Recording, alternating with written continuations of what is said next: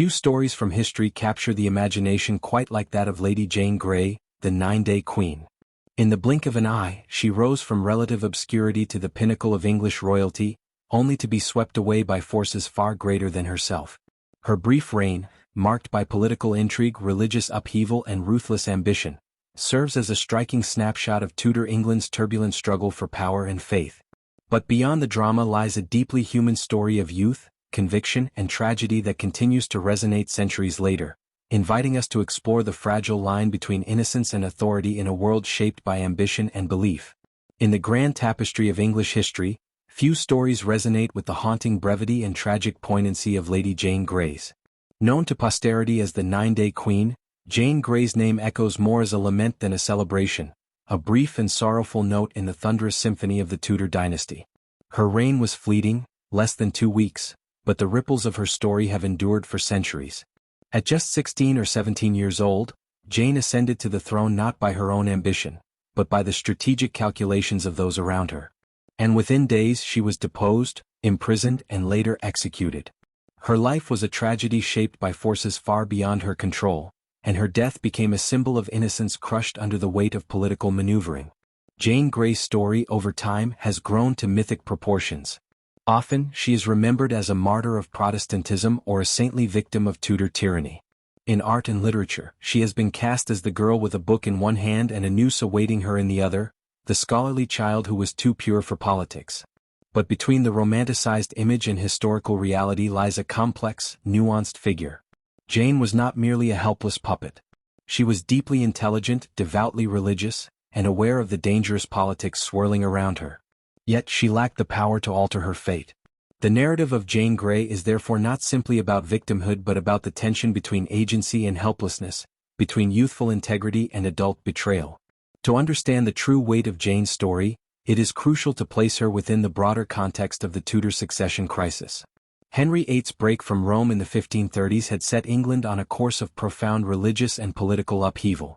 His 3 children, Mary, Elizabeth, and Edward, were each declared illegitimate at different times, and their rights to succession were clouded by suspicion, religion, and law. By the time Edward VI ascended the throne, Protestant reformers had grown nervous about the possibility of Mary, a Catholic, reversing their gains. As Edward's health deteriorated in his teens, the question of succession became an urgent and volatile issue. It was in this vacuum of uncertainty and desperation that Jane Grey was thrust forward as a Protestant solution to a Catholic threat. Her elevation was engineered not by popular demand or her own will, but by powerful figures such as John Dudley, Duke of Northumberland, and even her own parents.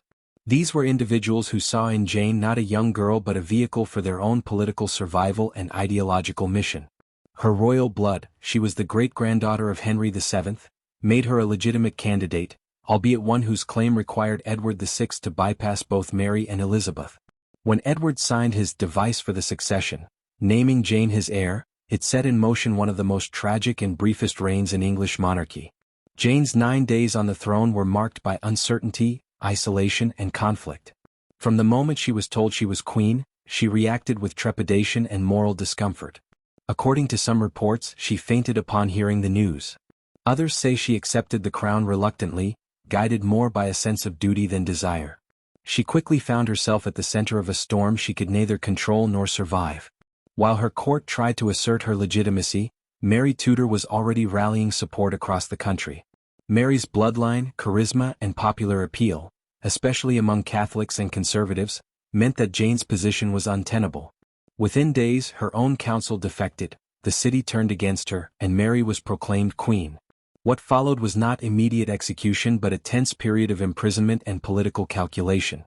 Jane might have been spared had it not been for the continued unrest and rebellion that followed Mary's rise, particularly the Wyatt Rebellion, which aimed to unseat Mary and restore Protestantism. Although Jane took no part in this rebellion, her very existence was a threat, an icon of Protestant legitimacy and a rallying point for those who opposed the Catholic regime. It was this symbolic power, rather than any crime she committed, that ultimately led Mary to sign her death warrant. This video will unfold Jane's story in a carefully structured arc, beginning with the turbulent backdrop of Tudor England and progressing through the key chapters of her life: her family origins, her education and character, her political marriage, the maneuvering that placed her on the throne, and the swift, merciless downfall that followed. Alongside this historical narrative, it will explore deeper themes that define her legacy. Religion will loom large, Jane as a sincere Protestant, unwavering even in the face of death. Power, and its misuse, will be examined through the actions of those who used Jane as a political instrument. Innocence will be juxtaposed with political calculation, and betrayal will appear not only in the courtrooms and battlefields, but within Jane's own household. Finally, her legacy, how she was remembered, mythologized, and interpreted across generations, will be interrogated as part of the evolving understanding of her life. Lady Jane Grey remains one of the most poignant figures in English history not because of what she did, but because of what was done to her.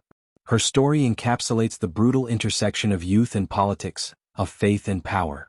In 9 short days she became queen, and in the months that followed she became a warning, a tale of what happens when ideals collide with ambition, and when a crown is placed on the head of someone who never truly wanted it.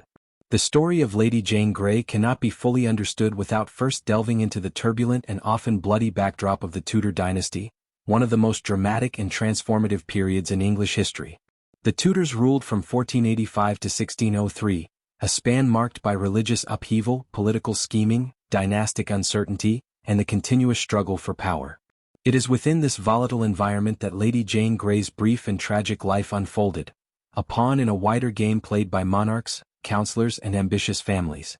Her ascent to the throne and swift demise were not merely the result of isolated events but were shaped by decades of dynastic instability and religious transformation that preceded her. The Tudor story begins with Henry VII, the first monarch of the Tudor line, who came to the throne in 1485 following his victory at the Battle of Bosworth Field, which ended the Wars of the Roses, a civil conflict between the rival houses of Lancaster and York.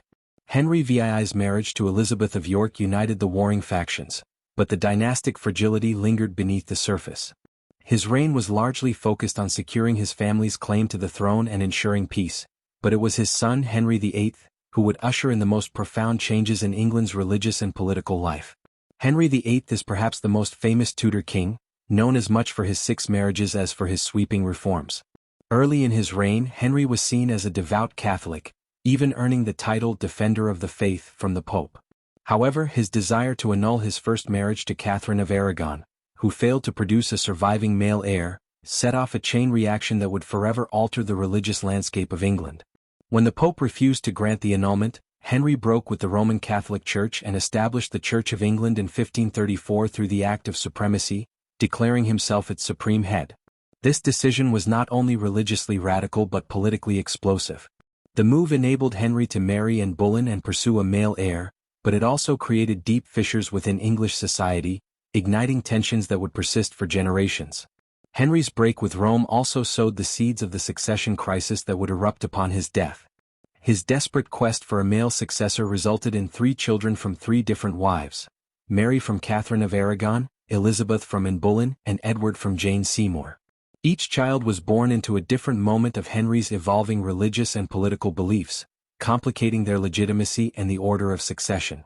Henry's paranoia and political caution led him to change the succession multiple times during his reign.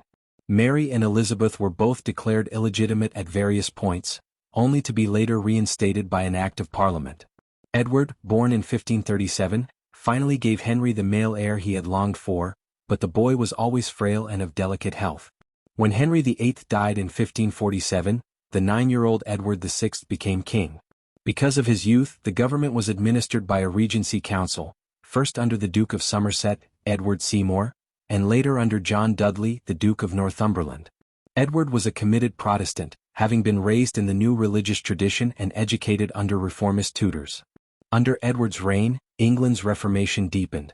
Churches were stripped of Catholic imagery, services were conducted in English rather than Latin, and Protestant doctrines became dominant.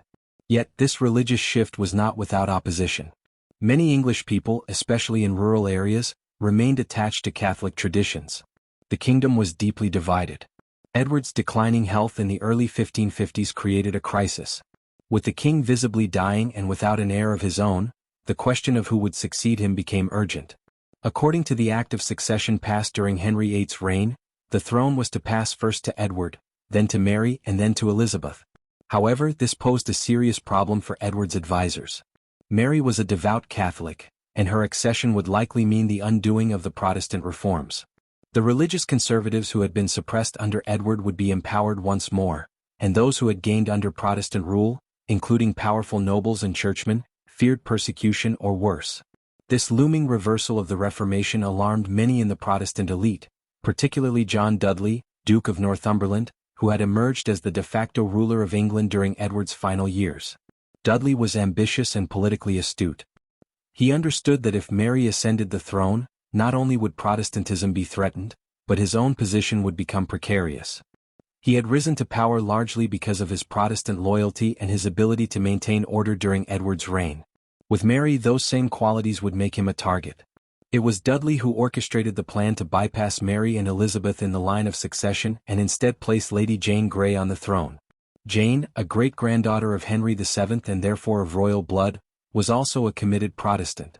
Moreover, Dudley had recently arranged for Jane to marry his son, Guilford Dudley.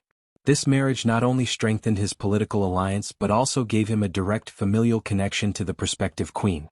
The decision to elevate Jane was formally justified by a document known as Edward VI's Device for the Succession, which declared Jane Grey as heir to the throne. Edward's rationale was framed in terms of religious continuity. He did not want a Catholic monarch undoing his reforms, but the deeper truth was that Jane's claim was weaker than both Mary's and Elizabeth's. It was a political gamble, relying on military support and swift action to succeed. The events that followed were a masterclass in Tudor political theater and tragedy. Edward VI died on July 6, 1553. Jane Grey was proclaimed queen on July 10, but her reign was immediately contested. Mary, who had been warned of the plot against her, fled to East Anglia and began raising support. Despite Dudley's efforts, the tide quickly turned in Mary's favor. Supporters rallied behind her not only because of her stronger claim by law and bloodline, but because the English people, weary of political manipulation, viewed Jane's ascension as unlawful and orchestrated by self-serving elites. Within 9 days, Jane's support collapsed. Even Dudley's forces abandoned him. Mary entered London triumphantly on July 19 and was declared queen by popular and political acclaim. Thus, Jane Grey's fate was sealed. Though she had not sought the crown and by most accounts resisted the idea of becoming queen, she was now a threat to Mary's legitimacy.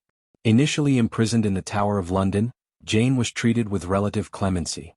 It was only after further Protestant uprisings, particularly Wyatt's rebellion in 1554, which aimed to depose Mary and restore Protestantism, that Mary felt compelled to eliminate Jane as a symbol of dissent.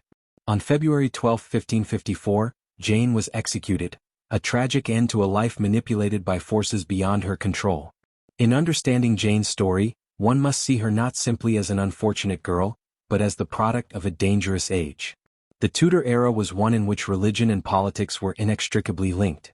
Allegiance to one could mean death from the other. Monarchs were constantly under threat, legitimacy was always questioned, and the throne could be both a gift and a curse. Jane Grey's rise and fall encapsulate the lethal mix of youthful innocence and adult ambition. But above all, it is the backdrop of the Tudors, the dynastic chaos, the Reformation, the desperation for heirs, and the manipulative genius of figures like John Dudley, that made such a brief and tragic reign not only possible but inevitable. Lady Jane Grey's identity and fate were intricately tied to the bloodlines and ambitions of her family. Born into nobility and related by blood to the royal house of Tudor, Jane was never simply a young noblewoman living a quiet life in the English countryside. She was, from birth, a potential player in the grand theatre of dynastic politics. Her family's aspirations, grounded in proximity to power, and her own upbringing in a household consumed by ambition and expectation, would ultimately lead her to a throne she never sought, and a fate she never deserved. Jane's connection to the Tudor dynasty was significant, though not straightforward. Her mother, Lady Frances Brandon, was the daughter of Mary Tudor, Henry VIII's younger sister, and Charles Brandon, Duke of Suffolk. Mary Tudor had once been Queen of France for a brief period, and her marriage to Brandon had been one of love rather than political calculation, a rarity among the nobility. This union, however romantic, did not diminish its dynastic significance. Through her mother, Jane was thus the great-granddaughter of Henry VII and a first cousin once removed to Edward VI, Mary I and Elizabeth I. This placed her within the broader Tudor succession, though not at the forefront of it. Legally, her claim was weaker than those of Mary and Elizabeth, but it was still enough to position her as a possible heir, especially in a time when legitimacy could be redefined by shifting political and religious winds. Jane's father, Henry Grey, was the Marquis of Dorset, later elevated to Duke of Suffolk. He was a man of considerable ambition, always seeking greater power and influence. Like many nobles of the time, he saw his children not as individuals but as instruments of political strategy. Henry Grey was known for his involvement in court politics, his Protestant faith, and his willingness to align with more powerful figures if it advanced his interests. When he married Frances Brandon, the union was not just between two noble houses, but between royal blood and the aspirations of an ambitious noble line eager to rise higher. The marriage itself was part of a larger pattern common among the Tudor elite, consolidating power through lineage, inheritance, and strategic proximity to the throne. Frances Brandon, Jane's mother, inherited the fiery temperament and commanding presence of her Tudor ancestry. She was known to be formidable, and her ambitions for her daughter were clear from early on. Frances saw in Jane not just a child, but a vessel through which the Brandon legacy might be preserved and even elevated. The pressure on Jane to fulfill this role was immense. Frances had once been close to the royal family, having served at court and maintained personal connections with Henry VIII and his children. These ties only sharpened her sense of what her daughter might achieve if guided, or forced, in the right direction. Together, Henry Grey and Frances Brandon fashioned their household into a center of political aspiration and cultural refinement. Their estate at Bradgate Park in Leicestershire was not just a home but a statement of their status. Surrounded by lush woodlands and boasting a grand Tudor mansion, Bradgate was a place of wealth, learning, and display.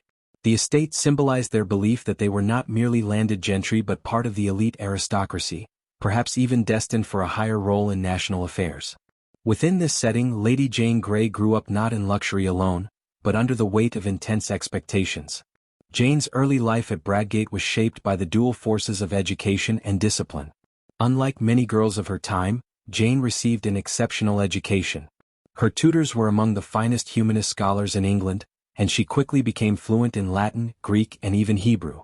Her letters and writings reflect not only a brilliant intellect but a mind trained in the highest ideals of Renaissance learning and Protestant theology. She read the works of Plato, Aristotle, and the Church Fathers, but above all she was shaped by the Protestant reformers, Luther, Calvin, and Zwingli. From an early age, Jane was deeply committed to her faith, and it formed the core of her identity.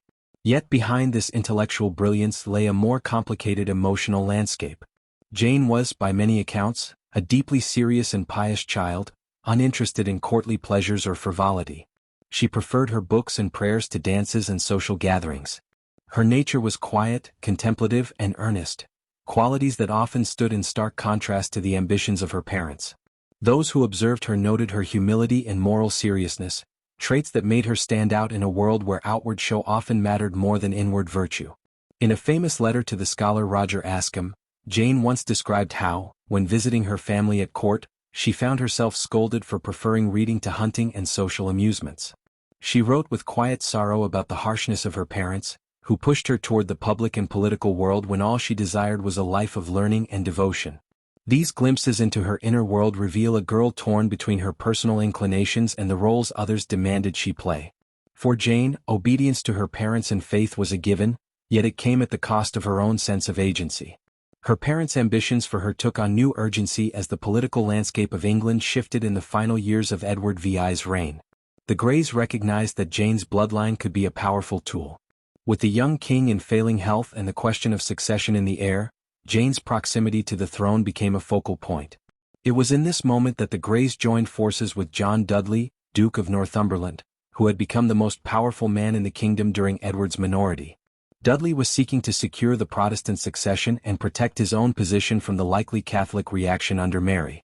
A marriage between his son Guilford Dudley and Jane Grey was proposed, and quickly arranged. For Dudley it meant binding Jane to his house. For the Greys, it meant placing their daughter one step closer to the throne. Jane reportedly resisted the marriage. Though she may have understood its significance, she did not want to wed Guilford, whom she did not love and did not choose. Accounts suggest she had to be coerced, some say physically, into accepting the match. This moment again illustrates the deep divide between Jane's personal desires and the political agendas of those around her. Her parents saw only opportunity, Jane saw a loss of freedom and a burden she had never asked to bear. Even as her fate hurtled toward the throne, Jane remained devoted to her beliefs. Her writings during this period reflect a young woman of remarkable conviction, grappling with the enormous pressures placed upon her. She found solace in scripture, turning to faith for strength in a world that treated her as a political tool. Her letters, filled with theological reflection and personal longing, reveal both maturity and resignation. Jane never seemed to harbor illusions about the forces shaping her life. She understood the game being played, even if she did not believe she belonged in it. Ultimately, the story of Lady Jane Grey's family is one of soaring ambition and tragic miscalculation. The Greys believed that their bloodline, intelligence, and alliances entitled them to a place near the throne. They shaped Jane's life with this goal in mind, equipping her with education, tying her to powerful families, and pushing her toward royal status. Yet in doing so, they failed to recognize the weight such expectations placed on a girl who was, by temperament and desire, unsuited to the ruthless world of Tudor politics. Jane's tragedy lies not only in her execution, but in the years that preceded it, in the silent struggles of a brilliant mind raised in a household that valued power above peace, and in the quiet dignity of a girl forced to play the part of a queen when all she wished was to be a scholar. Her family's legacy is thus forever linked to her downfall, a portrait of ambition that reached too far, and a daughter sacrificed on the altar of dynastic desire. Lady Jane Grey's early years were shaped as much by the ideals of Renaissance humanism and Protestant reform as by the ambitions of her family. In an age where even noble women were often given only rudimentary schooling, Jane stood out as an extraordinary exception. Her education was both rigorous and expansive, grounded in the classical tradition and deeply infused with religious instruction. It prepared her intellectually and spiritually for the world, but not for the cruel fate that awaited her. Through this unique blend of learning and belief, Jane's character took form, revealing a young woman of extraordinary depth, insight, and conviction. Jane's intellectual training began at a remarkably young age and far surpassed what was typical for noble girls of her time. Her parents, particularly her mother Frances, insisted on a thorough and demanding program of study. The best tutors were recruited to Bradgate Park, where Jane grew up, including some influenced by the Protestant Reform movement. Under their guidance, she studied Latin, Greek, and later Hebrew, a linguistic achievement that even many male scholars of the period struggled to attain. Her facility with these languages enabled her to read the Bible and classical texts in their original forms, an ability that placed her among the most learned individuals of her generation, regardless of gender. The curriculum she followed was deeply rooted in humanist philosophy, inspired by the educational ideals of Erasmus and other Renaissance thinkers. She read Plato and Cicero, Aristotle and Seneca, Augustine and Chrysostom. These works emphasized virtue, reason, and the cultivation of the inner life, values that resonated powerfully with Jane's personal temperament. But Jane's studies were not purely intellectual exercises. Theology lay at the heart of her education, and her understanding of Scripture was profound. She approached religious texts not as abstract doctrines, but as the guiding truths of her life. Faith was not an academic interest for her. It was a daily discipline and a personal commitment. Among the many influences on Jane's religious worldview were the leading Protestant reformers of the day. Heinrich Bullinger, the Swiss theologian and successor to Zwingli, corresponded with Jane and shaped much of her understanding of Reformed theology. Bullinger's writings stressed personal devotion, the authority of Scripture, and the rejection of Catholic rites, all themes that found eager acceptance in Jane's heart. Roger Ascham, the famous scholar and tutor to Princess Elizabeth, also played a brief but important role in Jane's intellectual development. During a visit to Bradgate Park, Ascham found Jane reading Plato in the original Greek, while the rest of her household was out hunting. Surprised by this choice, he asked her why she preferred her books to more typical noble entertainments. Jane's response was telling. She said she found nothing but discomfort and harsh treatment among her family, and that she found solace and joy in learning. This conversation, which Ascham later recounted in his writings, became one of the most famous glimpses into Jane's character. Her scholarly accomplishments were matched by her religious devotion. Jane's understanding of Protestantism was not merely doctrinal, it was lived. She practiced what she believed, modeling her life on the virtues praised in the Scriptures and the writings of the Reformers. She prayed constantly, studied the Bible with great attention, and conducted herself with humility and moral seriousness. Even as a child, she was known for her piety and for the earnestness with which she sought spiritual truth. This dedication would deepen with age, and would later sustain her through the darkest period of her life. Contemporary descriptions of Jane emphasize her serious and contemplative nature. Those who knew her commented on her intelligence and maturity, unusual in someone so young. She was not known for beauty or charm in the traditional courtly sense, but for her intellect, poise, and self-discipline. She shunned frivolity, preferring books to banquets, and was often seen as too solemn for her age. Yet this seriousness did not come from arrogance. It came from a sincere desire to live according to the teachings of her faith. Jane believed in the moral obligations of Christianity, and she tried to apply these to her life with unwavering discipline. To some observers, she seemed like a living embodiment of the new Protestant ideal: learned, modest, devout, and morally upright. Despite this outward composure, Jane's inner life was more complicated. She was not unaware of the expectations placed upon her, nor was she blind to the political implications of her family's ambition. As she grew older, especially during her teenage years, she began to feel the tension between what was expected of her as a noble woman and what she believed was right according to her conscience. This inner conflict would become most acute during the period leading up to her brief reign, but even before that, there were signs that Jane was struggling to reconcile duty with faith. Her marriage to Guilford Dudley, for instance, was arranged without her full consent and reportedly against her will. Some sources suggest she had to be coerced into the match, and though the historical record is not entirely clear, it seems certain that Jane felt her agency slipping away.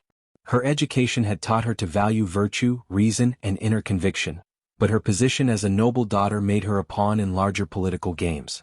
This contradiction lay at the heart of Jane's personal struggle. She wanted to live a life of integrity, guided by the teachings of Christ and the wisdom of the ancients, but the world around her demanded compliance, obedience, and sacrifice. This tension only deepened as her connection to the royal succession became more prominent. Jane was acutely aware of the instability surrounding the throne and the religious divisions tearing the country apart. She feared the restoration of Catholicism and the persecution of Protestants that would likely follow if Mary came to power. But at the same time, she was reluctant to place herself in a position of authority. Her writings suggest that she did not believe it was her right to claim the crown, nor did she desire it. Her personal letters reveal a girl torn between the commands of family and the convictions of her soul, a struggle made even more painful by her deep understanding of the stakes involved. In many ways, Jane Grey was too intelligent and too principled for the brutal world of Tudor politics. Her education gave her the tools to understand the complexities of her situation, but it also heightened her sense of responsibility and guilt. She could not hide behind ignorance or disinterest. She knew that her actions mattered, not just in the eyes of men but in the eyes of God. This awareness shaped her response to every challenge she faced and ultimately defined her legacy. Jane's story is not simply one of tragedy, but of intellectual and moral courage. Her education made her one of the most learned women in Tudor England, and her religious conviction gave her a strength few could match. She was not a victim of ignorance but a casualty of conscience, raised to think, to believe, and to act according to higher principles, and then crushed by a world that valued power over piety. Her legacy endures not just because she was a queen for 9 days, but because in those 9 days, and in the years before them, she showed the world what it meant to live with dignity, faith, and unshakable integrity. The accession of Edward VI in 1547 marked a moment of immense promise and radical change for Protestant reformers in England. As the only male heir of Henry VIII, Edward inherited the crown at the tender age of 9, but despite his youth, his reign came to symbolize a significant deepening of the Protestant Reformation in England. Under his guidance, though more precisely under the control of his counselors and protectors, England moved decisively away from the lingering traditions of Catholicism toward a restructured church founded on reformist principles. Edward was not merely a figurehead. He was a devout Protestant himself, intensely committed to reshaping English spirituality and governance in accordance with the ideals of the new religion. For those aligned with Protestant thought, Edward's rise was the realization of a long-anticipated shift. During the reign of his father, Henry VIII, England had broken from Rome, but the doctrinal transformation had been uneven, and many traditional Catholic forms and rituals persisted. Edward's government moved far more aggressively. With the help of Protestant theologians and advisors, Edward oversaw the introduction of the Book of Common Prayer, the abolition of clerical celibacy, the removal of iconography and elaborate ceremonies from churches, and the destruction of Catholic shrines. The English Church began to take on a new identity, not merely separate from the papacy, but redefined by the theology of continental reformers like Luther, Zwingli, and Calvin. These changes caused deep anxiety among conservative Catholics, but to many Protestant nobles, it was a moment of triumph and expectation. Among those who found themselves increasingly tied to the court during this period was Lady Jane Grey. As a distant relative of Edward and a devout Protestant herself, Jane's presence near the heart of power was not coincidental. Her education and upbringing had aligned her closely with the very principles Edward championed. Though younger than Edward by about 2 years, Jane's religious and intellectual maturity drew her closer to the network of Protestant reformers who circled around the boy king. She became increasingly visible in these circles, not through courtly pomp or ceremonial position, but through her reputation as a learned and deeply devout Christian girl whose ideals matched those of the king himself. Jane's position in Edward's court, while informal, became increasingly important as his reign matured. She was admired not only for her lineage, being the great-granddaughter of Henry VII through her mother Frances Brandon, but also for her unwavering commitment to the Protestant cause. Her private letters and writings reflect a depth of religious thought unusual for her age and station. Those close to the court, including Edward's advisors, could not ignore the symbolic value of a noble woman like Jane, whose personal virtue and reformist beliefs embodied the new generation of English Protestantism. Meanwhile, the position of Mary Tudor, Edward's elder half-sister, began to decline sharply. Mary remained a devout Catholic and a stubborn defender of traditional religion. She refused to participate in Protestant services and maintained her own Catholic Mass in defiance of royal injunctions. As Edward's policies moved England further from the old faith, Mary's position grew increasingly isolated. The fear among Protestant elites was not simply theological, it was political. Should Mary come to the throne after Edward, the entire reform movement could be reversed. Mary had strong ties to Catholic powers in Europe, especially through her mother, Catherine of Aragon, who was the daughter of the Catholic monarchs of Spain. Her accession threatened to rekindle persecution, restore papal authority, and undo the doctrinal reforms that had defined Edward's rule. This fear became more acute as Edward's health began to fail. Always a frail child, he began to suffer more seriously in early 1553. It became apparent to those around him that he might not survive into adulthood. The crisis of succession loomed large, and with it, the possibility of religious regression. The Protestant nobility, many of whom had risen to prominence under Edward and now had a personal and ideological stake in the continuance of reform, began to consider alternatives to the traditional line of succession. In this atmosphere, Jane Grey's prominence grew even more significant. She was young, intelligent, pious and, most importantly, Protestant. Unlike Mary, she could be trusted to preserve the religious legacy Edward would leave behind. Jane and Edward shared more than a bloodline, they shared a vision. Though they may not have spent frequent time together, the surviving historical traces suggest a mutual admiration rooted in shared belief. Both had been deeply shaped by humanist learning and Reformed theology. They both saw the kingdom's future as inseparable from the progress of religious truth. Edward, though king, often seemed more like a scholar prince, and in Jane he would have seen a kindred spirit, someone who loved scripture, who questioned ritual, and who believed in the authority of the Bible over the traditions of men. There is little doubt that Edward respected Jane's intellect and spiritual seriousness. Her writings, marked by clarity, conviction, and theological sophistication, mirrored the kind of Protestant disciple he hoped would shape the kingdom's future. Amidst this backdrop of spiritual camaraderie and political crisis rose the figure of John Dudley, Duke of Northumberland. Dudley emerged as one of the most powerful men in England during Edward's reign. Initially operating under the regency established for the young king, Dudley soon consolidated power in his own hands. He was a skilled political operator, pragmatic and shrewd, and he recognized the peril that Mary's succession posed, not only to Protestantism but to his own position. Dudley knew that should Mary become queen, his career, his property, and even his life could be in danger. For Dudley, as for many others, religious conviction and political survival were intertwined. Dudley's influence over the young king cannot be overstated. He shaped much of Edward's policy direction and controlled access to the king in his final months. As Edward's health worsened, Dudley's urgency increased. He worked to ensure that Edward would name a successor who would preserve both Protestantism and his own grip on power. Jane Grey, whose husband was none other than Dudley's own son, Guilford, became the central figure in this plan. It is likely that Dudley played a key role in engineering Jane's marriage to his son, positioning her as both a theological and dynastic solution to the looming succession crisis. Through Jane, Dudley hoped to continue ruling England indirectly, while appearing to defend the Protestant faith. Thus, the final phase of Edward's reign became a frantic effort to cement his religious legacy and deny the throne to his Catholic sister. This effort culminated in the devise for the succession, a document in which Edward bypassed both Mary and Elizabeth, naming instead the Lady Jane and her heirs male as his successors.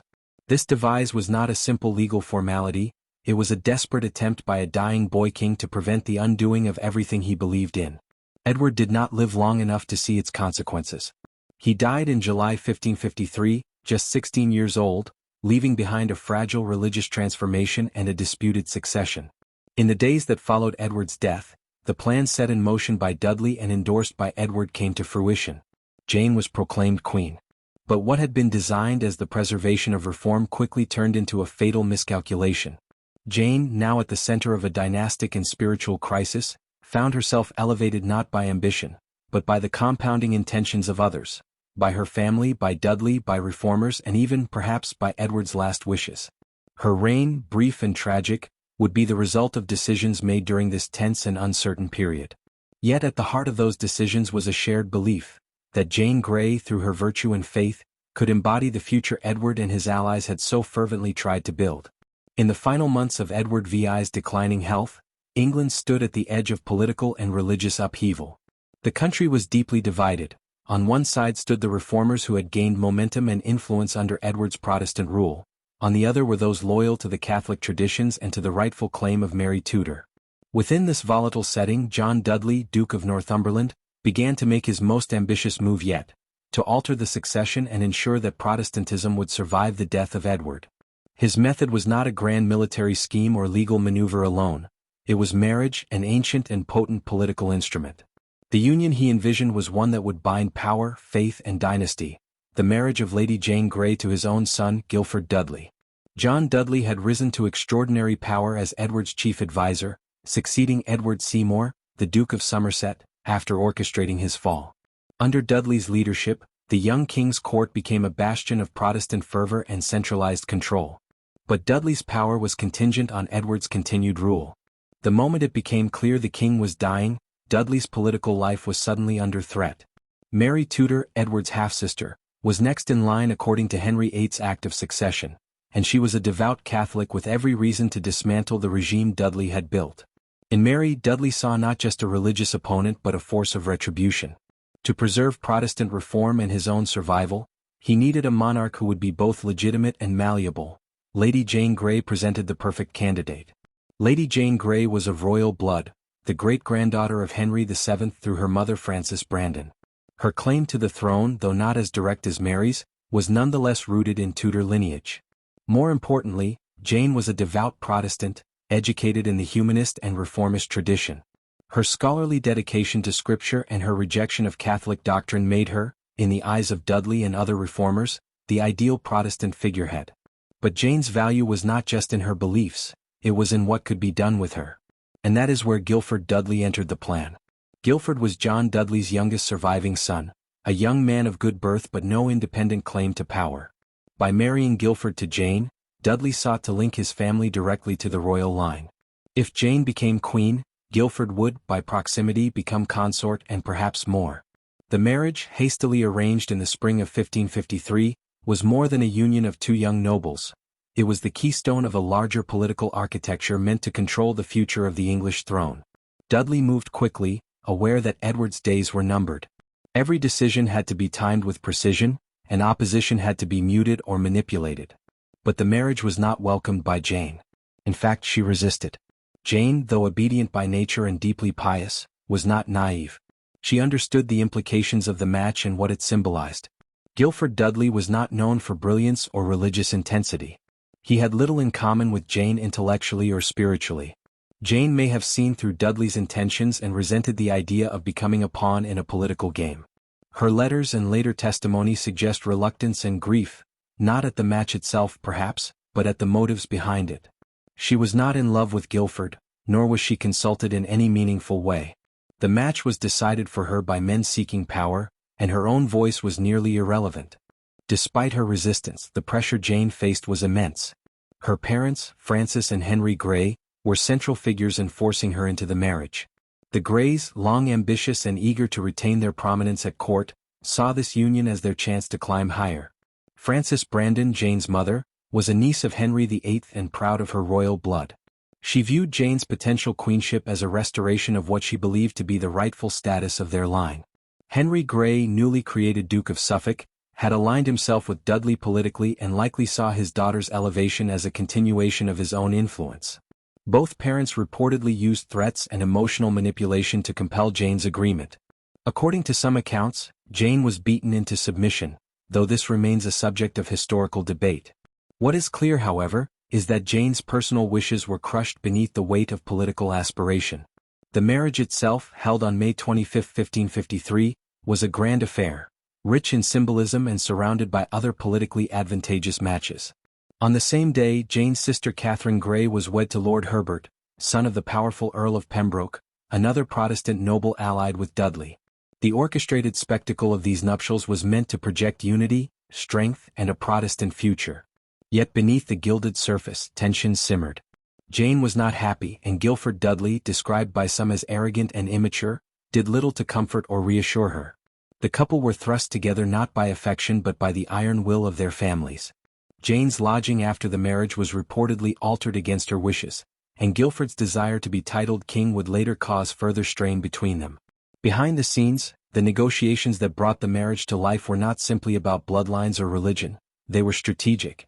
Dudley consulted legal advisors, lobbied members of the nobility, and even involved foreign ambassadors to build support for Jane's claim. These discussions were often quiet, concealed from the public, but vital. Dudley's goal was not only to place Jane on the throne but to ensure that when Edward died, the transition would be swift and unchallenged. He maneuvered to secure backing from the Privy Council, courted Protestant bishops, and began aligning the machinery of state toward the idea of Jane as queen. The marriage was the visible tip of a much deeper political transformation underway. Still, doubts lingered. Jane's weak claim to the throne, reinforced more by Edward's will than by statute, made her vulnerable. The fact that she was married to the son of England's most powerful and widely disliked nobleman cast a shadow over the legitimacy of the plan. To many observers, the union reeked of manipulation and ambition, not divine right. Jane's personal reluctance and the obvious control Dudley exerted over the proceedings would later serve as ammunition for Mary Tudor's supporters, who viewed the entire scheme as a dangerous coup rather than a lawful succession. Yet it is important to understand the deeper symbolism of the marriage. In the eyes of its architects, Jane and Guilford's union was more than a political arrangement. It was a marriage of religion and power, of doctrine and dynasty. Jane was the embodiment of Protestant virtue, learned, sincere, and uncompromising. Guilford, through his father, was a conduit to control. Together, they were meant to herald a new era in which Protestantism would not only survive but flourish under youthful, noble leadership. Their marriage was a visual and dynastic assertion that England would not revert to Rome.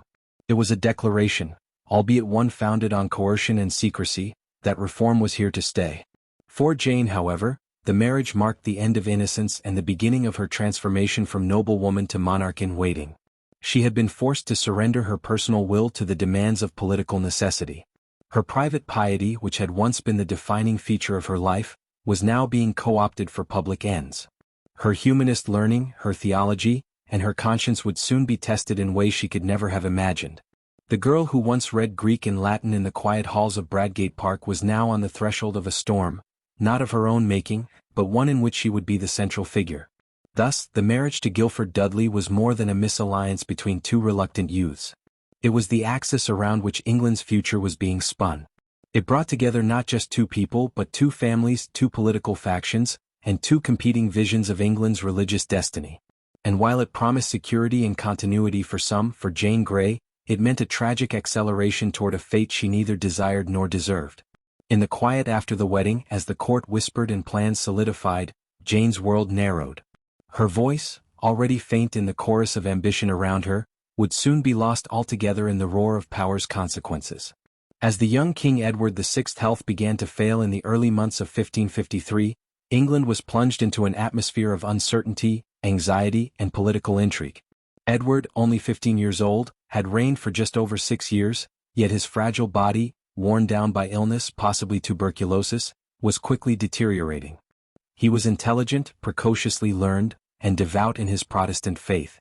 More than a child monarch, Edward saw himself as a spiritual leader tasked with completing the reformation that his father, Henry VIII, had only begun. But as his breath grew shallow and his time grew short, One pressing fear consumed him. The fear that all he had worked for in the realm of religion would be undone if the throne passed to his Catholic half-sister, Mary Tudor. This looming threat was not theoretical. Mary's claim to the throne was solidified by statute. Her legitimacy, once declared void during Henry VIII's messy divorce from her mother Catherine of Aragon, had been restored by the 1544 Act of Succession.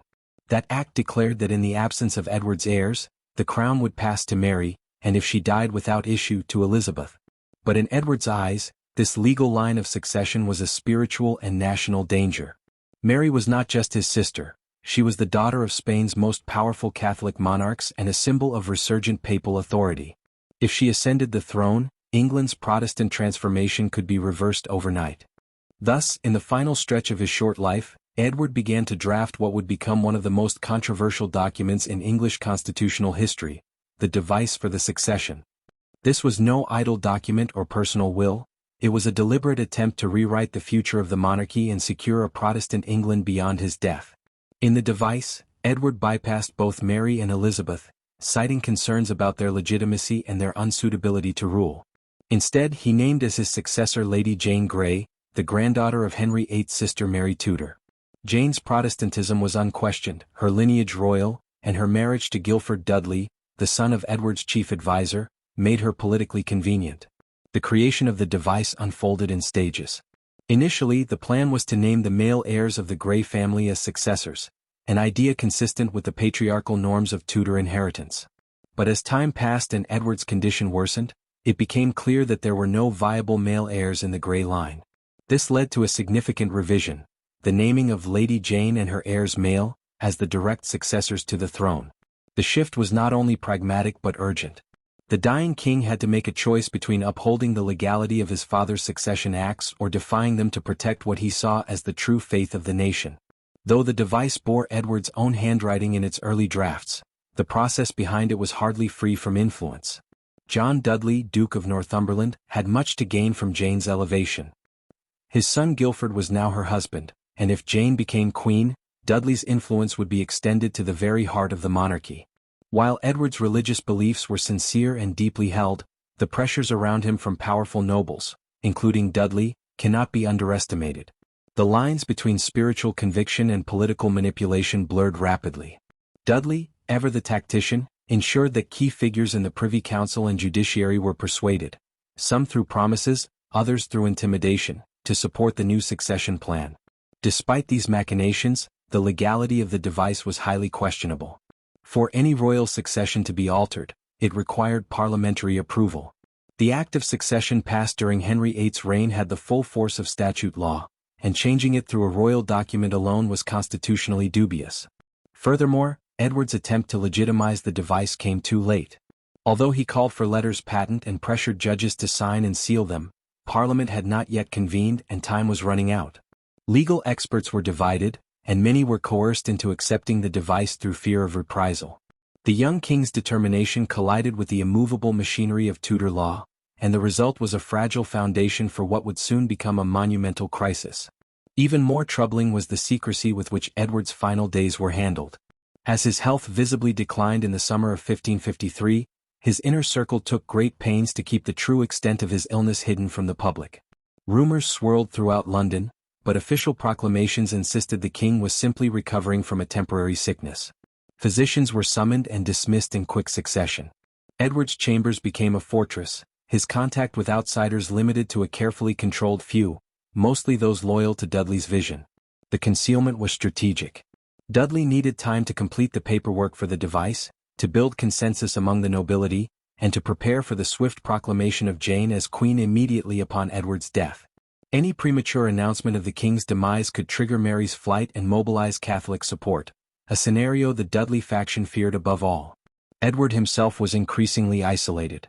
His once vibrant court had grown cold and anxious. He could no longer move unaided, and in his final weeks he reportedly coughed blood and suffered from a persistent fever. His mind remained sharp even as his body wasted away. He prayed fervently, often with reformist clergy in attendance, and seemed to accept his fate with stoic resolve. Accounts suggest he remained convinced that by choosing Jane, he was acting not just in political self-preservation but in divine obedience. He believed it was his sacred duty to protect the Protestant faith from the scourge of papal tyranny. His illness, he may have felt, was a test of his strength, not a punishment but a calling to righteous action. When Edward died on the evening of July 6, 1553, only a select few knew. His death was not immediately announced. Instead, his body was quietly attended to, and the machinery of Dudley's plan swung into motion. The Privy Council began preparations for Jane's proclamation as Queen, and key nobles were summoned to London to pledge allegiance. Meanwhile, messengers were dispatched to prevent Mary from asserting her claim, though she had already been tipped off about Edward's condition. The days that followed were among the most secretive and tense in Tudor history. Official proclamations still insisted the king was merely ill, while behind palace walls, Jane Grey was being informed of her destiny and London was being prepared for a coup of succession. Edward's death marked not just the end of a reign but the beginning of a tempest. His device, crafted in urgency and maintained through silence, would spark one of the most dramatic episodes in English history. It laid bare the fragility of the Tudor state, the dangerous overlap between faith and politics, and the vulnerability of a young monarch surrounded by powerful men with ambitions far greater than his own. While Edward saw himself as a protector of the true faith, his final act left a nation divided, a girl queen unready for power, and a path to civil conflict that would change the monarchy forever. His ideals were pure, but his legacy would be contested in blood and betrayal. Lady Jane Grey's rise to the throne was not the triumphant ascension of a confident heir but a quiet and sorrowful coercion into the role of monarch, a role she neither expected nor desired. On July 9, 1553, just 3 days after the death of King Edward VI, Jane was summoned to Sion House under false pretenses. There, in a scene that has become one of the most poignant in Tudor history, she was told that she had been chosen as Queen of England. The news was delivered not with joy, but with solemn formality. Jane, a devout and scholarly 16-year-old, collapsed in grief, not elation. Overcome by emotion, she is said to have fallen to the ground and wept. The weight of the crown was placed not on her head, but on her conscience. Jane's reaction was not the response her handlers expected. She was not ambitious in the way the Dudleys and Greys had hoped. Though born into nobility and raised with a sense of duty, Jane had internalized a worldview steeped in Protestant humility, piety, and personal integrity. Her education had made her intellectually sharp, spiritually committed, and deeply aware of her moral responsibilities. She did not see the throne as a gift but as a burden, one that might conflict with her values, threaten her soul, and ultimately bring about disaster. She reportedly protested that she was unworthy, that the throne did not belong to her, and that she could not accept it without evidence that it was God's will. But her objections were drowned out by the voices of powerful men, her parents and courtiers, who insisted that this was the path laid before her by divine providence, and the dying king's own hand. By the following day, July 10, she was escorted to the Tower of London in a ceremonial barge. According to Tudor custom, the Tower served as the traditional residence for monarchs before their coronation. The symbolism of that short journey was immense. Jane, clad in formal attire, was flanked by Guilford Dudley, her young and recently married husband, and surrounded by the nobles who supported her claim. Trumpets blared, banners flew, and the official proclamation was read in various parts of London declaring her as Queen Jane, rightful ruler of England. Yet even in these moments of public grandeur, signs of uncertainty loomed. The crowds that gathered were not enthusiastic. There was no cheering, no outpouring of joy. Many in London remained loyal to Mary Tudor, who had long been viewed as the legitimate heir, and the sudden appearance of an unknown teenage girl claiming the throne left people confused or suspicious. Within the Tower, Jane's reign began with internal tension and confusion. She was immediately met with the political maneuverings of her father-in-law, John Dudley, Duke of Northumberland, who orchestrated every move of her government. Jane was not left to rule, she was expected to obey. Even her husband Guilford, who was only about her age, assumed he would be declared king consort. Jane, however, resisted this idea. She asserted herself, saying that she would make Guilford a duke, not a king. This unexpected assertion of authority created discord within the already fragile court. Guilford, backed by his mother and the Dudley faction, resented the refusal. Jane, for her part, saw the issue not as a personal slight, but as a question of legal and spiritual propriety. She had been forced into a position of immense responsibility, but she would not compromise her principles in governing, not even to placate her husband or his ambitious family. In her brief time as queen, Jane showed surprising firmness. Though surrounded by seasoned courtiers, she demonstrated a quick mind, a strong grasp of policy, and an unshakable dedication to Protestant reform. She discussed religious matters with confidence, showed interest in church appointments, and began to draft policies aimed at continuing Edward VI's Protestant legacy. But every hour brought more complications. News came that Mary Tudor, having been warned of Edward's death, had fled to East Anglia. There, in the heart of her supporters' territory, she began raising forces and issuing letters calling for loyalty to the true and lawful heir. Mary's escape was a fatal blow to the Dudley plan. She had eluded arrest and was rapidly gaining support from the nobility, commoners, and even some former allies of Jane's own council. Panic spread quickly within Jane's court. Dudley, recognizing the severity of the threat, insisted on leading a force himself to capture Mary before her rebellion could gain strength. But this decision proved disastrous. Dudley's departure left the power center in London leaderless and vulnerable. As he marched out of the city, the Privy Council, originally filled with men who had publicly pledged their loyalty to Jane, began to reconsider their positions. Many of them were hedging their bets, and some had been in secret contact with Mary from the beginning. They understood that Mary's claim was popular, legally supported, and backed by strong domestic and international ties, including support from the Holy Roman Empire. As days passed, it became increasingly evident that Jane's regime lacked the military strength, popular support, and moral authority to survive. Even among London's commoners, the sentiment was shifting rapidly. Mary was remembered as the daughter of Queen Catherine, a princess who had suffered unfairly at the hands of Henry VIII's court.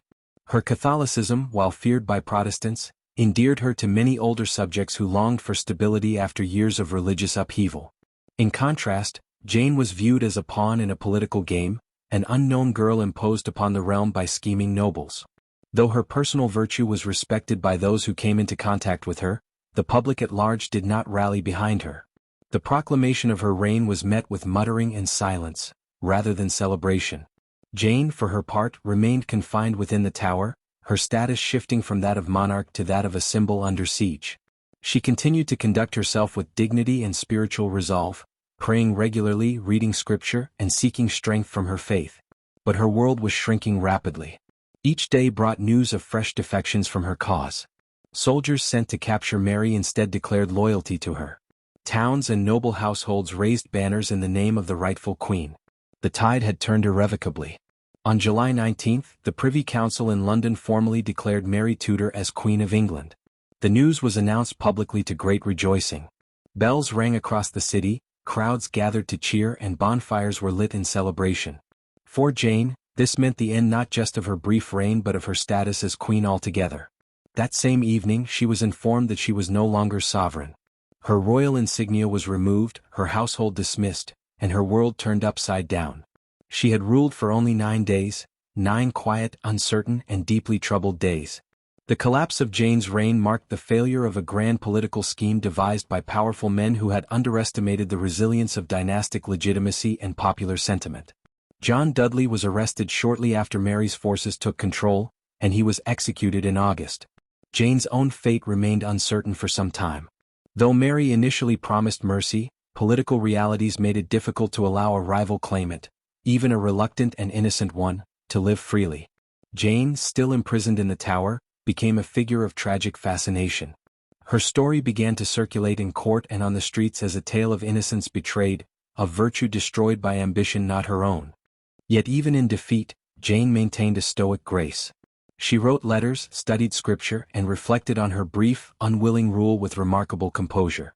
Her story would become legendary not because of what she achieved in power, but because of how she bore its loss. In those 9 days, Jane Grey had shown not the ruthlessness of a Tudor monarch, but the quiet strength of a martyr. The men who put her on the throne saw her as a vessel for their political ambitions. The people who saw her fall began to see something different. A young woman of principle, piety, and rare courage, caught in a storm not of her own making. The political and emotional tide that carried Lady Jane Grey to the English throne just as swiftly swept her away in a reversal both dramatic and tragic. It was Mary Tudor, the daughter of Henry VIII and Catherine of Aragon, who emerged from the shadows of uncertainty to take her place at the helm of a kingdom that had teetered on religious and dynastic fracture. Her path to power, unlike Jane's imposed ascent, was buoyed by lineage, popular loyalty, and a tenacity born of years in political exile. The country rallied behind Mary not as a revolutionary force, but as a return to order, a living symbol of legitimacy, royal blood, and long-denied justice. As soon as Edward VI's death became public knowledge, Mary moved swiftly and decisively. Though warned of potential arrest by supporters of the Dudley faction, she fled from Hunsdon to her East Anglian stronghold at Framlingham Castle. From there, Mary issued formal proclamations declaring her rightful claim to the throne, invoking not only her birthright as Henry VIII's eldest child but the wishes of the English people and God's divine justice. Her letters reached nobles, towns, and militia captains with astonishing speed and clarity, calling them to rally behind her against what she described as the unlawful usurpation by Jane Grey. What began as a cautious declaration of intent quickly turned into a swelling tide of support. From Suffolk to Norfolk and beyond, Mary's cause ignited the loyalty of noble houses, local gentry, and common people alike. The reasons for this surge were varied. Some remembered her mother's dignity and suffering. Others feared a government dominated by Dudley's ambition, and many still held to the traditionalist Catholicism that Mary represented. In Mary they saw not just a queen, but a vindicated daughter of England who had survived humiliation and marginalization and now returned in righteousness. Meanwhile, back in London, Jane Grey found herself increasingly isolated. Though she still occupied the Tower of London and nominally retained the title of Queen, the walls were closing in around her. The Privy Council, once unanimous in its proclamation of Jane as sovereign, began to splinter. Key members saw which way the wind was blowing and started to withdraw their support.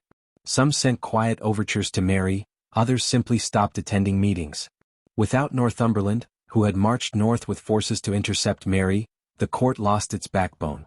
Fear and pragmatism replaced Dudley's once firm grip on governance. When news reached London that Mary had assembled an army and was being joined by thousands daily, the situation shifted dramatically. City leaders, mindful of the capital's mood and their own security, decided to hedge their loyalties. On July 19, 1553, in a turn of events as swift as it was final, the Privy Council proclaimed Mary Tudor the lawful queen. Bells rang across the city. Crowds surged into the streets in celebration. Bonfires lit up the sky, and cheers echoed through every alley and square. The reaction was not one of fear but of relief, an overwhelming sentiment that order had been restored. That same evening, Jane was informed of the council's decision. She was no longer queen. The royal insignia was removed from her chambers. Her attendants were dismissed. Her brief reign had lasted just 9 days. By the next morning, Jane and her husband Guilford were prisoners in the very fortress that had once served as their royal residence. They were held in separate quarters in the Tower, Jane in the gentleman gaoler's house, Guilford in the Beauchamp Tower. Their status was no longer ceremonial but criminal, their royal garments exchanged for plain clothing. Mary's arrival in London days later was a triumphant procession of a queen both beloved and feared. She entered the capital amid cheers, flowers, and the joyful din of bells. Her journey from Suffolk had been marked by open arms, pledges of fealty, and a swelling sense of destiny. She did not take the throne by military conquest, but by overwhelming consent. Her claim was legitimate both in law and in the hearts of many, and her success cast into sharp contrast the political artifice that had lifted Jane to power. Mary's first task as queen was to solidify her reign, re-establish order, and reward the loyal while punishing the treacherous. John Dudley, who had gambled everything to place his daughter-in-law on the throne, was arrested and brought back to the Tower. His downfall was as rapid as his rise had been. Interrogated, humiliated, and condemned for treason, he was executed on August 22, 1553. Alongside him, several of his sons and close supporters were imprisoned and tried. Yet even as Mary pursued justice against the architects of the coup, she hesitated when it came to Jane. Despite being proclaimed queen, Jane had not sought power. Her writings, behavior, and testimony all pointed to a young woman coerced by family and state, used by stronger hands for political purposes. Mary was not indifferent to this truth. She initially regarded Jane with pity. In public and private she referred to her as the Lady Jane, or the Duke of Suffolk's daughter, never as traitor or usurper. She instructed that Jane be treated with dignity during her confinement and even considered the possibility of pardon. Jane's youth, her obvious piety, and her lack of agency in the coup made her, in Mary's eyes, more victim than villain. But mercy in the Tudor world was always subject to political winds, and Jane's continued existence posed a symbolic threat to Mary's authority. Even in captivity, Jane remained a Protestant icon, and whispers of her supporters lingered uneasily in the air. While imprisoned, Jane spent her time in study, reflection, and prayer. Letters survive that reveal the clarity of her mind and the depth of her faith. One of her most famous writings is a message she composed for her younger sister Catherine, in which she offered counsel rooted in scripture and a vision of spiritual resilience. Jane did not wallow in self-pity. Instead, she saw her fate through the lens of divine providence. She interpreted her fall not as the failure of human ambition, but as a lesson in humility, a test of faith, and an opportunity to bear witness to the truth of her religious convictions. In her private prayers, she expressed sorrow for having been used in a cause she now recognized as flawed, but she did not recant her Protestantism. In fact, her writings grew more fervent and confident. She found comfort in biblical texts, especially those that emphasized steadfastness in the face of suffering. Her theological insight, honed through years of rigorous humanist education, combined with her innate dignity to create a figure that even her enemies found difficult to condemn outright. Jane Grey was, by all accounts, a prisoner of extraordinary composure.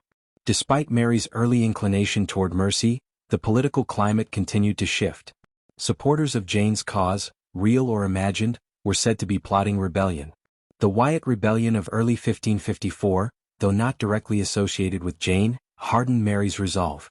Fearful that Protestant conspirators might attempt to restore Jane as a figurehead or martyr, Mary's advisers urged her to act. The presence of Jane in the Tower was a constant reminder that the Protestant cause had not yet been extinguished. As long as she lived, Jane remained a rallying point for those who opposed the Catholic Restoration. The tension surrounding Jane's fate rose steadily in the months after her deposition. Her family's continued ambition and missteps only worsened the situation. Henry Grey, Jane's father, had initially been spared alongside his daughter, but later joined the Wyatt Rebellion. His betrayal eliminated the last threads of Mary's goodwill. If the father remained treasonous, how could the daughter be trusted? In the end, it became clear that mercy could not coexist with political security.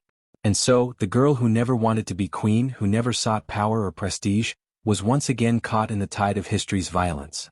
Her reflections in prison, preserved in writing, capture not only her tragic downfall but her grace in the face of impending death. Jane Grey had been queen for just over a week. Yet in her imprisonment she grew into something more enduring, a symbol of innocence sacrificed, of piety misunderstood, and of a soul that remained unbowed even when abandoned by all earthly authority. Lady Jane Grey's imprisonment in the Tower of London was a period marked by intense personal struggle, spiritual reflection, and steadfast faith under extreme pressure. The walls of the Tower, which had once symbolized royal power and protection, now enclosed her as a prisoner, a queen no longer, but a captive whose fate was uncertain and fraught with peril. Her daily existence was transformed, yet through these trials Jane's inner world flourished with a deepening religious conviction and a resolve that would define her tragic legacy. Upon her arrival in the Tower following her deposition, Jane was confined to a modest chamber within the gentleman jailer's house. Unlike the grand apartments she had briefly occupied as queen, her new quarters were stark and limited. The room, though private, was small and bare, offering few comforts beyond a bed, a table, and a small window overlooking the Tower's courtyard. Despite the physical austerity, Jane adapted with remarkable grace and dignity. She organized her days around a disciplined routine of prayer, reading, and writing, embodying a devotion that was both a source of comfort and an act of defiance. Spiritual practice was central to Jane's survival in captivity. She spent hours immersed in the Bible and the writings of Protestant reformers, often reading passages aloud or meditating silently on their meanings. Her faith was not a passive refuge but a dynamic force that shaped her thoughts and actions. The Tower, with its cold stones and isolation, became for her a sanctuary of prayer and contemplation. Jane's commitment to Protestantism was unwavering, even as Catholic doctrine and ceremony surrounded her, threatening to erode her beliefs. This religious steadfastness drew the attention of her captors and notably Queen Mary herself. Although Mary initially regarded Jane with some pity and hoped for her conversion, she authorized a series of theological discussions between Jane and prominent Catholic clergy. One of the most significant figures to enter Jane's confined world was Dr. John Feckenham, the former abbot of Westminster and a staunch defender of Catholic orthodoxy. Feckenham was tasked with persuading Jane to renounce her Protestant faith and embrace Catholicism, a change that would affirm Mary's legitimacy and unify the realm under one religion. The debates between Jane and Feckenham were intense and revealing, both intellectually and spiritually. Feckenham approached Jane with respect but firmness, presenting Catholic doctrine with logical arguments and appeals to tradition and authority. Jane responded with a clarity and confidence that surprised many observers. She articulated her Protestant beliefs with learned precision, quoting scripture and early church fathers to defend her position. The exchanges were not mere formalities but genuine contests of faith, where Jane's knowledge and conviction shone despite the high stakes. Her resistance to conversion was not only a matter of theology but a profound expression of identity and conscience. To abandon her beliefs would have been to betray herself and the cause she had come to embody, albeit unwillingly. Jane's refusal to recant was an act of courage that underscored the depth of her spiritual strength. In the face of isolation, uncertainty, and looming death, she remained anchored to her faith, drawing from it a wellspring of hope and resilience. Correspondence during this period offers further insight into Jane's inner life and the challenges she faced. Letters exchanged between Jane and Queen Mary were cautious and formal, reflecting the complex political and personal dynamics at play. Mary, while determined to consolidate her rule and restore Catholicism, occasionally expressed concern for Jane's welfare and sought to encourage her toward reconciliation with the Church. Jane's replies, however, maintained a tone of respectful but firm resistance, emphasizing her loyalty to God's truth over earthly authority. Beyond official letters, Jane's communication with her family was more intimate and revealing. She wrote tenderly to her parents and siblings, offering words of comfort and spiritual advice even as she grappled with her own fate. Her letters reveal a young woman striving to provide strength to those she loved, encouraging them to trust in divine providence and to remain faithful amidst turmoil. These missives also contain some of Jane's last known writings, including a final testament of faith that articulated her hope for salvation and her acceptance of suffering as part of God's plan. Throughout her imprisonment, Jane's health and spirits fluctuated. The psychological burden of captivity, the loss of status, and the knowledge of her precarious future weighed heavily upon her. Yet she refused to succumb to despair. Instead, she channeled her anguish into prayer and theological reflection, often drawing parallels between her own trials and the sufferings of biblical figures. This spiritual resilience transformed Jane from a passive victim into a figure of moral and religious fortitude.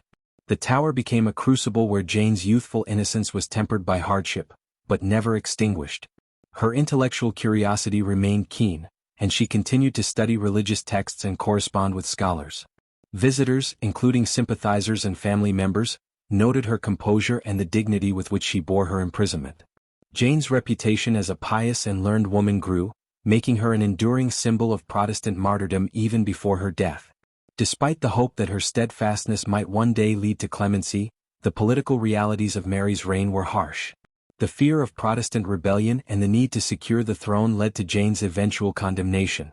Yet even as she faced execution, her faith remained unshaken.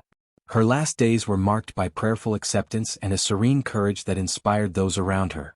Jane Grey's time in the Tower stands as a testament to the power of conviction in the face of overwhelming adversity. It was a period when her identity as a scholar, a believer, and a reluctant queen converged into a singular narrative of faith under trial. Her refusal to renounce her beliefs, her engagement in theological debate, and her poignant letters reveal a woman who, though trapped by forces beyond her control, forged a spiritual legacy that transcended her brief reign and tragic end.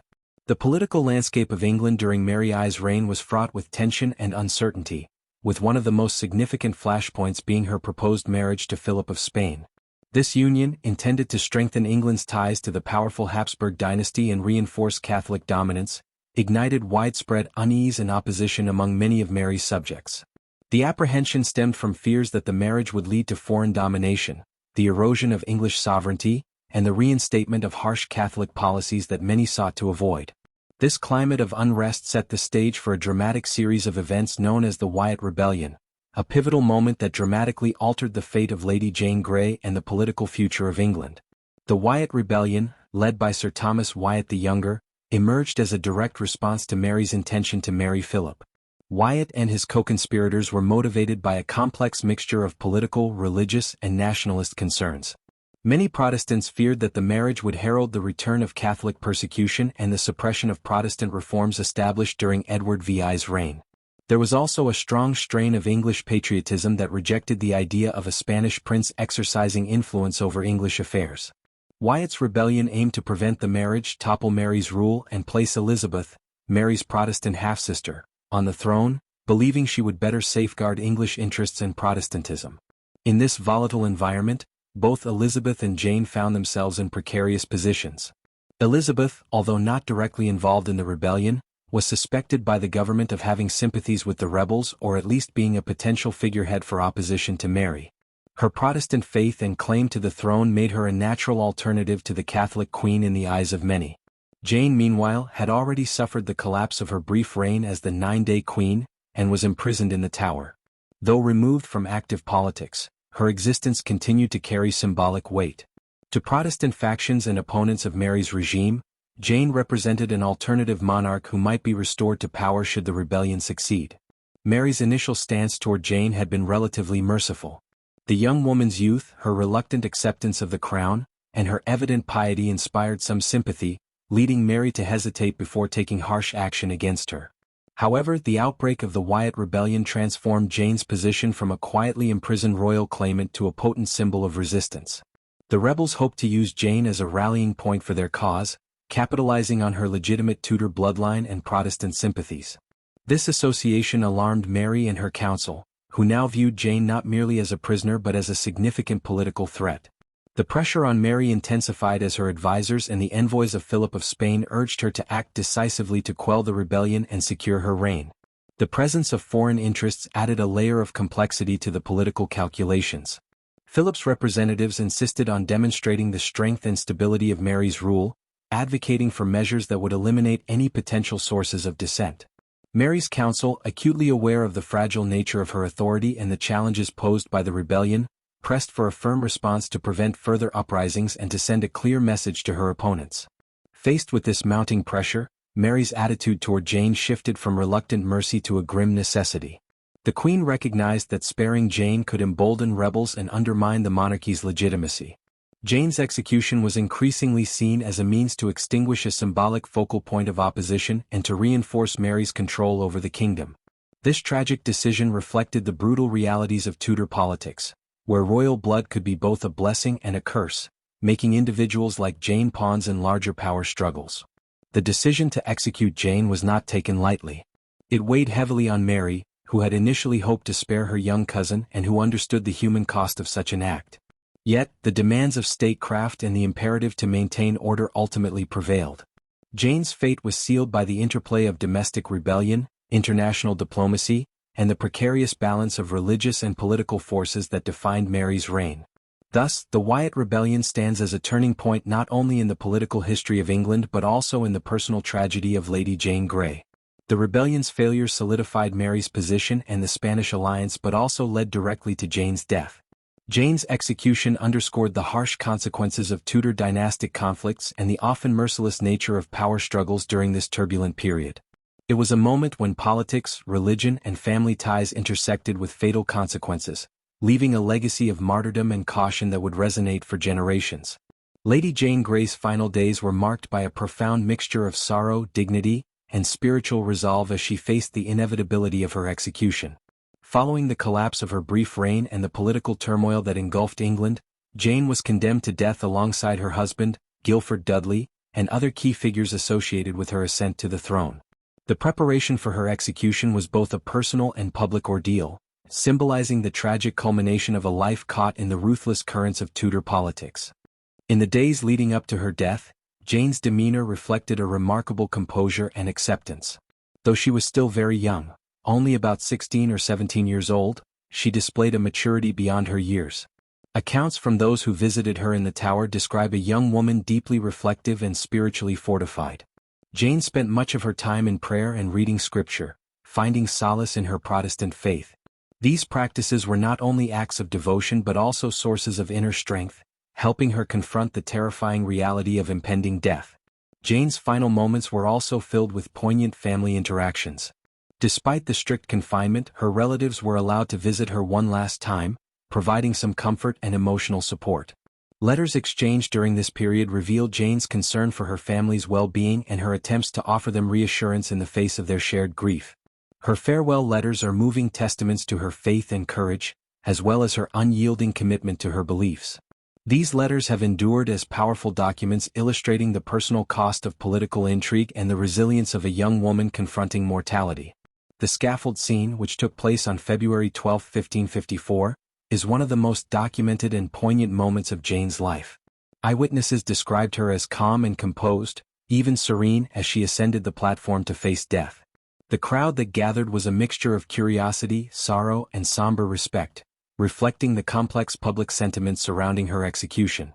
Jane's final speech was brief but eloquent, emphasizing her innocence and expressing forgiveness toward those who had condemned her. She prayed for the kingdom and for the souls of those present, embodying the role of a martyr who faced death with dignity and grace. Earlier that same day, Guilford Dudley, Jane's husband, had been executed. His death was a grim prelude to Jane's own, and it underscored the tragic fate of the young couple caught in a web of ambition and power struggles.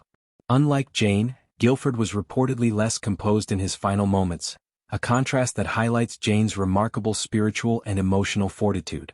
The reaction to Jane's execution was varied, reflecting the religious and political divisions of the time.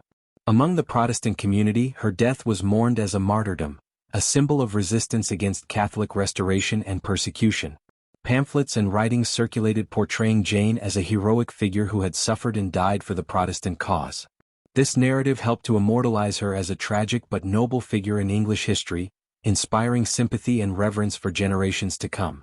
European observers also took note of Jane's execution, viewing it through the broader lens of the religious conflicts that were sweeping across the continent. Her death was seen as emblematic of the dangers faced by Protestant reformers and the volatility of Tudor England's religious landscape. Correspondence from foreign diplomats and clergy often reflected a mixture of condemnation and lamentation, underscoring Jane's symbolic importance beyond England's borders. In sum, Lady Jane Grey's execution was not merely the end of a young life but a moment charged with political, religious, and emotional significance. Her steadfast faith, her poised acceptance of death, and the tragic circumstances that led to her demise contributed to her enduring legacy.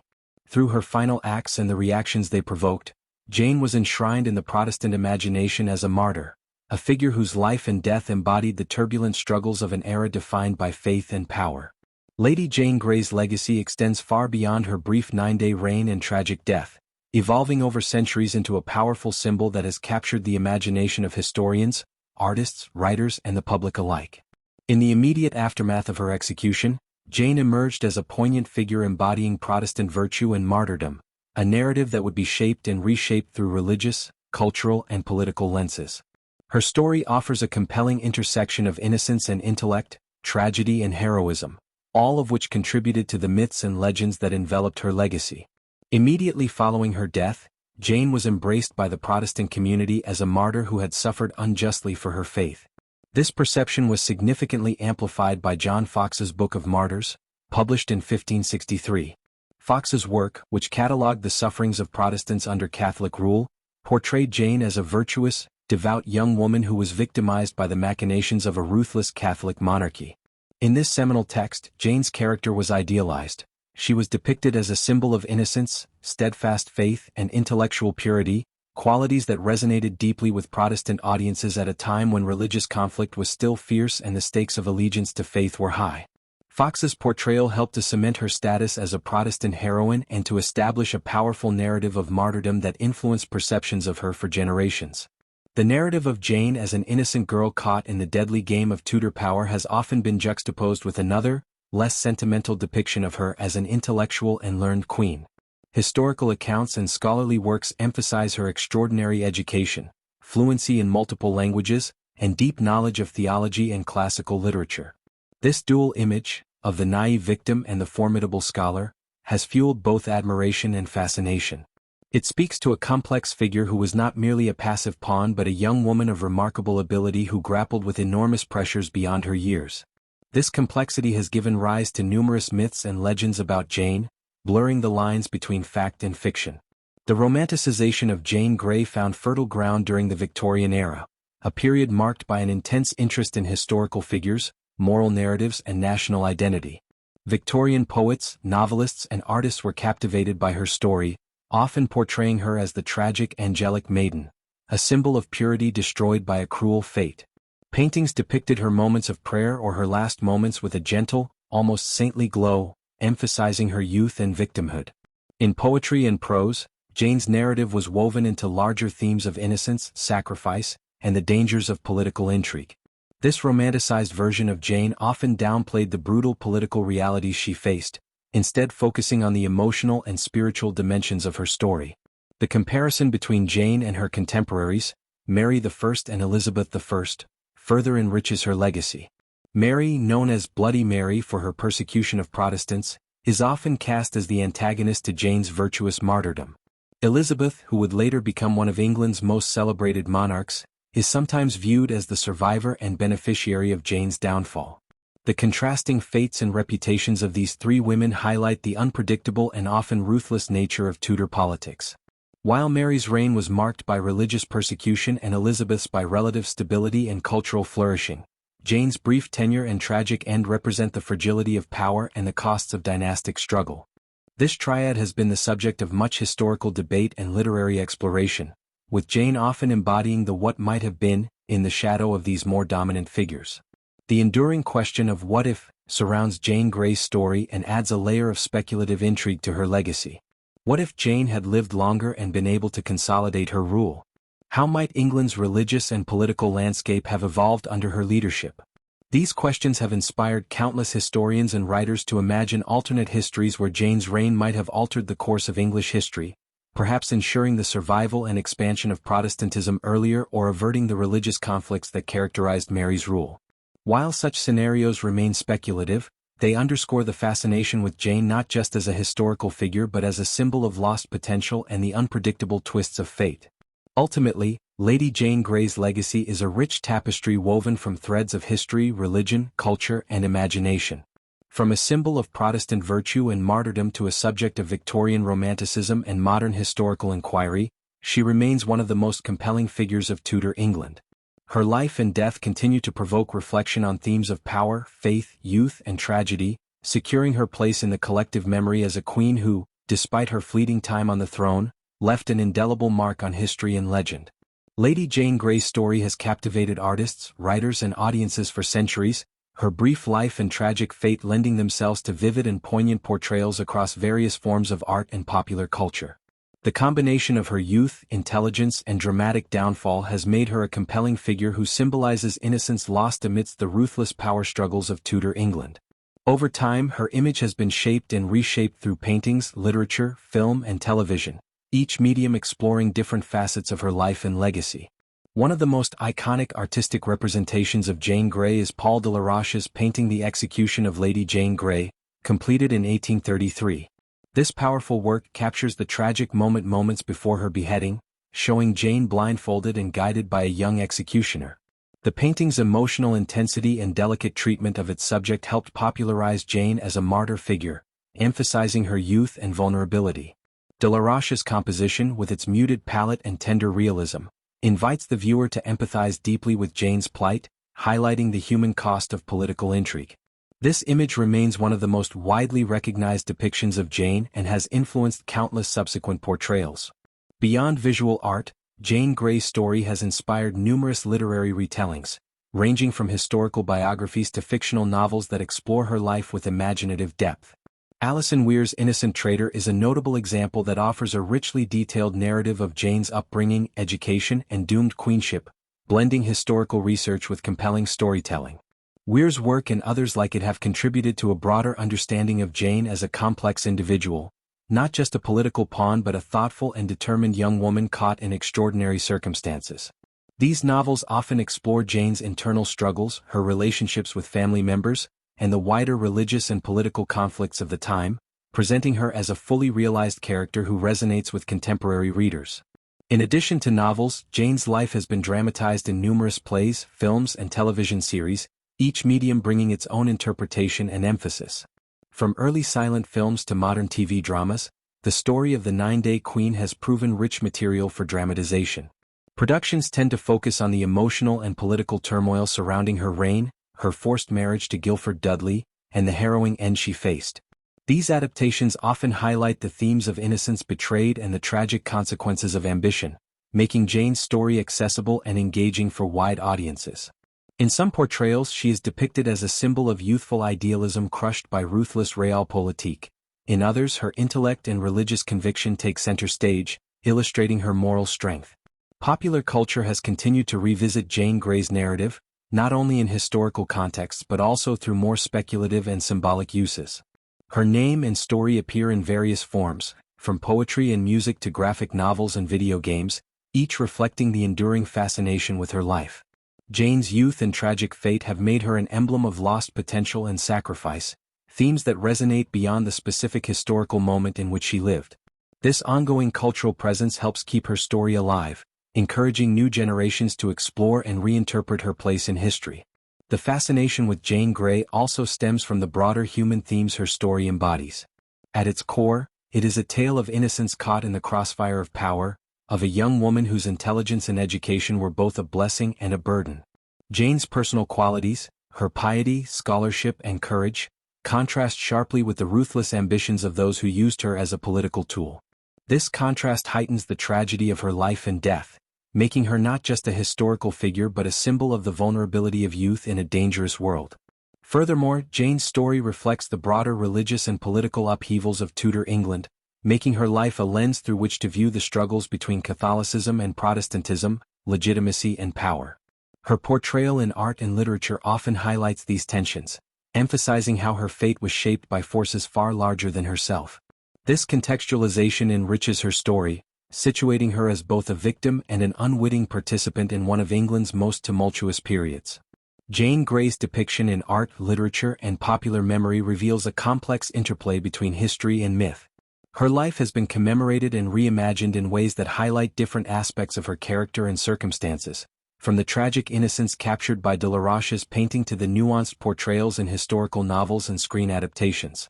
The continued interest in her story attests to its timeless appeal, rooted in universal themes of youth, tragedy, faith, and the ruthless nature of political power. Through these cultural expressions, Lady Jane Grey remains a poignant and enduring figure whose story continues to inspire reflection and empathy across generations. Lady Jane Grey's life and legacy have long been subjects of intense debate among historians, with her story provoking questions about agency, victimhood, and political involvement.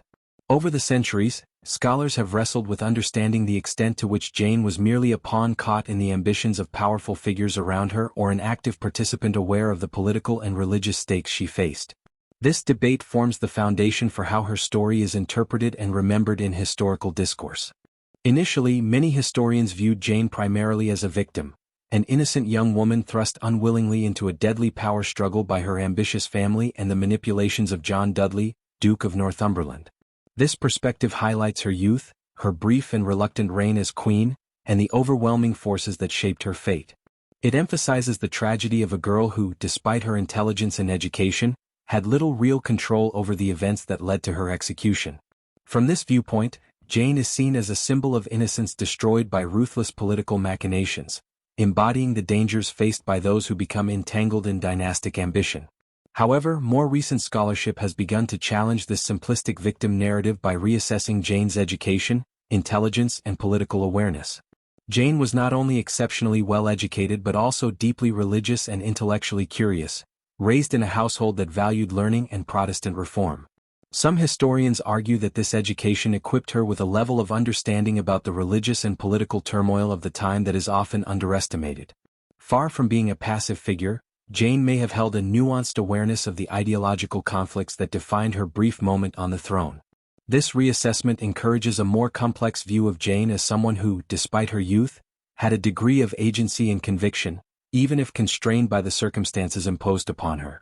Modern feminist and political reinterpretations have further enriched the discussion by placing Jane within broader frameworks of gender, power, and resistance.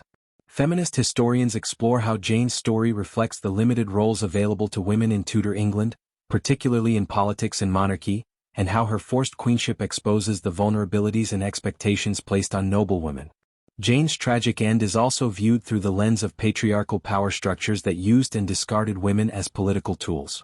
These interpretations often highlight her courage and dignity in the face of overwhelming adversity, positioning her as a figure of strength rather than mere victimhood. Additionally, Jane has been interpreted as an early symbol of resistance to tyranny and religious oppression. Her steadfast commitment to Protestantism, even under the threat of death, has made her a martyr figure in the history of the English Reformation. This aspect of her legacy resonates particularly in contexts that emphasize religious freedom and opposition to autocratic rule. Jane's refusal to renounce her faith and her composed acceptance of execution have been seen as acts of defiance against the Catholic restoration efforts of Mary I, underscoring her role as a spiritual and political symbol. Her legacy in contemporary historical writing reflects these evolving perspectives, illustrating the fluidity of historical interpretation. Jane Grey's life is now understood as a multifaceted story shaped by political intrigue, religious conflict, gender dynamics, and personal conviction. Historians continue to debate her role and significance, recognizing that her narrative cannot be reduced to a single label but must be appreciated in all its complexity. This ongoing reassessment ensures that Jane remains a vibrant subject of historical inquiry, reminding us of the intricate interplay between individual agency and the broader forces of history. The brief reign of Lady Jane Grey, lasting a mere 9 days, left a mark far greater than its fleeting duration might suggest. Though she was queen for less than 2 weeks, the events surrounding her accession and downfall encapsulate some of the most turbulent and transformative moments in Tudor England's history. Her story serves as a powerful lens through which to understand the complex intersections of politics, religion, and gender during one of England's most unstable periods. Even centuries later, Jane's tragic fate continues to resonate, inviting reflection on the nature of power, the vulnerability of innocence, and the human cost of political ambition. Jane's ascent to the throne was not the result of popular acclaim or her own design but a calculated political maneuver intended to preserve Protestantism and exclude her Catholic half-sister Mary from succession. This act reveals the deep anxieties that pervaded Tudor politics following the death of Henry VIII, particularly regarding religion and the legitimacy of rulers. The dynastic turmoil that followed Henry's death, with his children Edward, Mary, and Elizabeth each embodying conflicting religious and political claims, set the stage for Jane's brief queenship. Her elevation was a desperate attempt by powerful factions to shape the future of England's religious landscape, reflecting how political power was intimately tied to religious identity. The shortness of Jane's reign, however, highlights the fragility of political authority when it lacks popular support and legitimacy.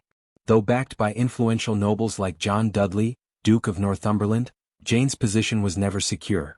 Mary Tudor's swift mobilization of forces and her appeal to the broader populace underscore the deep-rooted loyalties and the importance of perceived legitimacy. Jane's failure to consolidate power reveals how monarchy in Tudor England depended not just on lineage or legal maneuvering, but on broader acceptance by the political elite and the people. This dynamic illustrates the precarious balance of power in a period rife with factionalism and religious conflict. Religion played a pivotal role in Jane's rise and fall, embodying the volatile shifts between Protestantism and Catholicism that defined the era. Jane herself was a product of Protestant humanist education, deeply devout and committed to the faith that her supporters sought to enshrine on the throne. Her reign represented a continuation of Edward VI's reforms and a rejection of Mary's Catholic restoration. Yet, Jane's story also demonstrates the peril of religious conviction in a time when faith and politics were inseparable and deadly serious. The tragedy of her life reflects the broader conflict engulfing England, a country torn between competing religious ideologies that fueled not only spiritual debates but brutal struggles for power. Gender is another crucial lens through which to understand Jane's story. As a young woman placed on the throne by male relatives and advisors, Jane's experience reveals the limitations and vulnerabilities faced by women in Tudor politics. She was both exalted and constrained by her gender, used as a tool in dynastic schemes but denied full agency. Her brief queenship challenges modern perceptions of female rulership by illustrating the precarious nature of power for women who ruled in a male-dominated world. Jane's dignity and resolve in the face of her fate add a poignant dimension to the history of women in monarchy, highlighting the intersection of personal strength and structural limitations. The enduring question raised by Jane's life is that of power and innocence, how political forces can consume the young and the vulnerable. Jane Grey was remarkably intelligent, well-educated, and devout, yet she was thrust into a maelstrom of ambition and intrigue largely beyond her control. Her story evokes sympathy for the human cost of political struggles, reminding us that behind the grand narratives of history lie individual lives marked by courage, fear, and tragedy. Jane's fate asks us to consider the ethical implications of power struggles that sacrifice innocence and idealism for political gain. Jane Grey's legacy continues to matter both historically and morally. Historically, her life provides a unique window into the dangers and complexities of Tudor succession politics, the volatile relationship between church and state, and the gendered nature of power. Her story enriches our understanding of how personal, political, and religious forces shaped England's path toward modernity. Morally, Jane stands as a symbol of integrity, conviction, and sacrifice, qualities that transcend time and culture. Her refusal to renounce her faith even when faced with death exemplifies steadfastness and courage, inspiring reflections on conscience and conviction. In today's world, Jane's story invites reflection on the responsibilities that come with power and the consequences of its misuse. It reminds us of the human dimension behind political decisions and the dangers of treating individuals as mere instruments in broader schemes. Jane Grey's tragic life encourages a deeper empathy for those caught in the crossfire of history's tumultuous moments and a critical examination of the moral complexities inherent in leadership and governance. Ultimately, the 9 days that Jane Grey ruled may have been brief, but their significance endures. Her story continues to speak across the centuries, reminding us of the fragile balance between power and legitimacy, the potent force of religious and political identity, and the enduring courage of a young woman who faced her fate with dignity. Lady Jane Grey remains a compelling figure whose life and death encapsulate some of the most profound themes in history, making her not only a subject of historical inquiry but a timeless symbol of human resilience and tragedy.